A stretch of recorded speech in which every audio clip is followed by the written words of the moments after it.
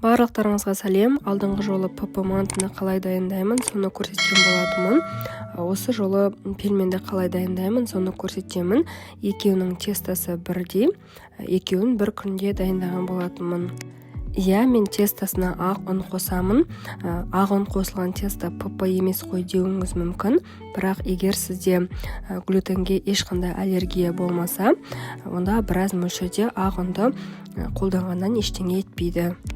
Пельменнің тестасына 3 түрлі ұнды пайдаландым. Ол цельнозерновой, ржаной және ақ ұн. Белгілі бір қатып қалған мөлшер жоқ. Көз мөлшермен дайындай берсеңіз болады. Шамамен барлық ұн 70-80 граммнан.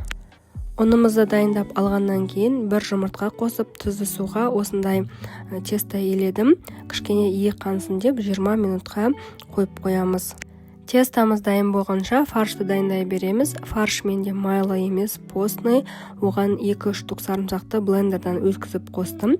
Және дәміне қарай тұз, бұрыш қосып, жақсылап осылай араластырып аламыз. 20 минуттай өткеннен кейін тестамызды қайтадан бір рет басып, тағы да бір 15-20 минутқа қойып қоямыз.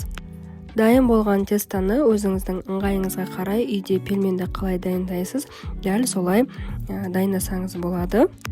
Мен ең алдымен осындай ұсақ бөліктерге бөліп алып, одан кейін жасаймын. Егер сізге ең бірінші жайма қылып дайындап, одан кейін кесіп, солай жасау ыңғайлы болса, солай жасасаңыз болады. Пельмендердің барлығын дайындап алғаннан кейін, мен оларды морозилкаға салып, қатырып аламын. Кейіннен целлофанға салып, қайтадан морозилкаға салып, керек кезінде шетінен алып пайдаланатын боламын.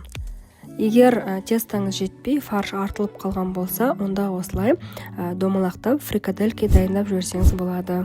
Келесі видеода бұл пельмендерді қалай дайындаймын, соның рецептімен бөлісетін боламын. Егер видео ұнаса, каналыма тіркеліп, лайк басып, комментарий жазуды ұмытпаңыз. Каналымнан түрлі ПП рецепттерді таба аласыздар.